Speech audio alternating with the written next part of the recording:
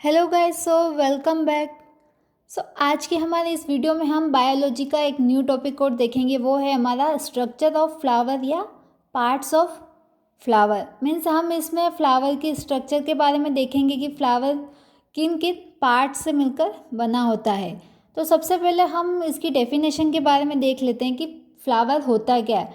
Flower जो होता है वो किसी भी प्लांट का एक रिप्रोडक्टिव ऑर्गन होता है। मीन्स फ्लावर की हेल्प से ही नया जो प्लांट होता है वो उत्पन्न हो सकता है या नए प्लांट की उत्पत्ति हो सकती है। और ये जो होता है वो प्लांट का सबसे अट्रैक्टिव पार्ट होता है। आपने भी नॉर्मली देखा होगा कि प्लांट्स में जो होते हैं लाइक गुलाब है, चमेली है, मोगरा, ये सब जो होते हैं फ्लावर्स, ये सबसे ज़्यादा अट्रैक्टिव लगते हैं आपको। तो हम अब इन्हीं फ्लावर्स के पार्ट्स के बारे में पढ़ेंगे कि इनके कौन कौन से भाग होते हैं। नॉर्मली फ्लावर के 4 पार्ट होते हैं। फर्स्ट है हमारा बाह्य दल, सेकंड आता है हमारा दल या जिसे हम दलपुंज भी कहते हैं, थर्ड आता है हमारा पुंकेसर, फोर्थ आता है हमारा स्त्रीकेसर। बाह्य दल को हम सेपल कहते हैं, दल को हम पीटल कहते हैं, स्त्रीकेसर को हम फीमेल रिप्रोडक्टिव ऑर्गन कहते हैं और पुंकेसर को हम मेल रिप्रोडक्टिव ऑर्गन कहते हैं। तो अब हम इन चारों पार्ट के बारे में एक एक करके डिटेल से पढ़ेंगे। सबसे पहले हम बाह्य दल के बारे में देखते हैं कि बाह्य दल होता क्या है।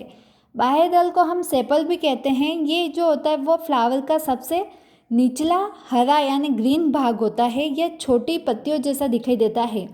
आपने भी देखा होगा जैसे गुड़हल का जो फ्लावर देखते हैं हम, गुड़हल का, गुलाब का, इनके फ्लावर के जो सबसे नीचे जो देखा होगा कि पत्तियों जैसी छोटी छोटी सी स्ट्रक्चर होती है, उनको हम सेपल या बाह्य दल कहते हैं।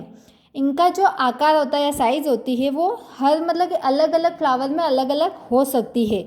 नॉर्मली इसका जो साइज़ होता है वो तिकोना होता है। इसका जो शेप होता है वो भी तिकोना होता है, मतलब छोटा सा होता है। बाह्य दल का समूह जो मतलब होता है उससे हम बाह्य दलपुंज कहते हैं। मीन्स बहुत सारे एक से ज़्यादा जो सेपल्स होते हैं वो मिलकर बाह्य दलपुंज बनाते हैं।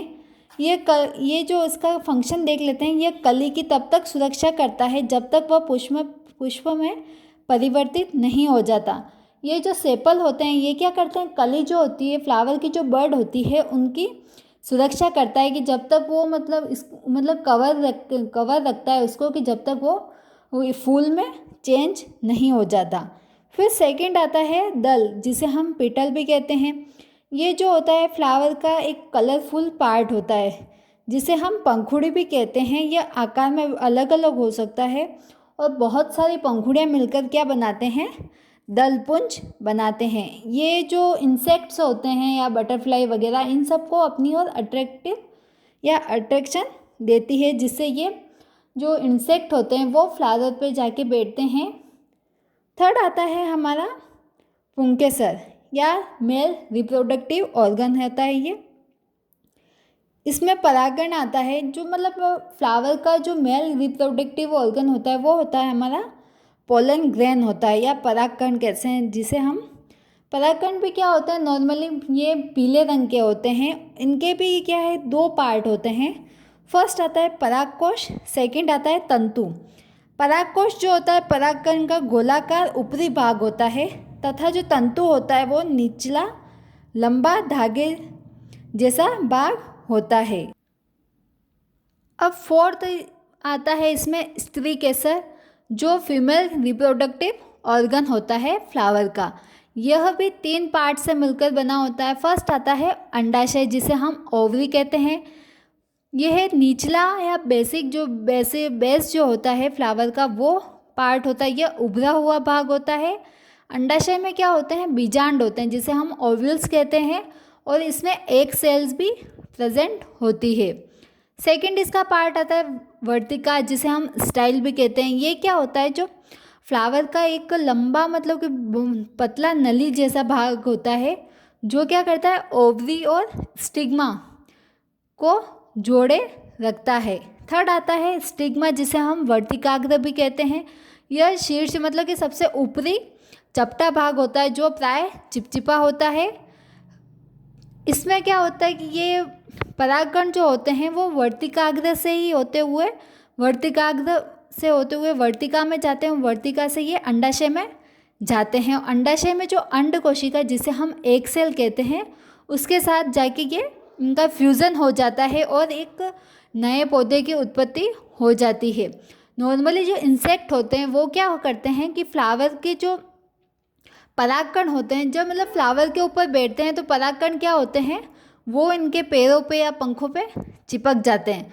और जब वो इंसेक्ट किसी दूसरे फ्लावर पे उड़ के मतलब बैठते हैं तो वो क्या जो पोलन ग्रेन होते हैं वो वर्तिकाग्र से होते हुए ओवरी तक पहुंचते हैं, जहाँ पे उनका फ्यूज़न हो जाता है जिसे हम फर्टिलाइजेशन कहते हैं। तो फ्यूज़न की वजह से ही नए पौधे की उत्पत्ति हो जाती है। यहाँ पे आप पुष्प की स्ट्रक्चर देख सकते हैं कि ये सबसे निचला जो ग्रीन पार्ट होता है इसको हम सेपल या बाह्य दल कहते हैं। उसके बाद ये जो कलरफुल जो पार्ट देख रहे हैं आप, इसे हम पेटल या दलपुंज कहते हैं। और ये जो पार्ट है ये है परागकण होता है। ये पूरा परागकण में ये जो ऊपरी पार्ट होता है हम इसको परागकोश कहते हैं।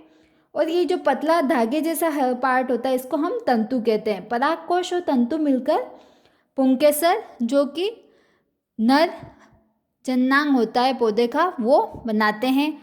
और इसमें अंडाशय और वर्तिकाग्र जो होते हैं ये तीनों मिलकर पुष्प का स्त्री केसर भाग बनाते हैं। आज हमारा टॉपिक यहीं ख़त्म होता है। हमने फ्लावर की स्ट्रक्चर के बारे में डिटेल से पढ़ा है कि फ्लावर के कौन कौन से पार्ट्स होते हैं। Thank you so much.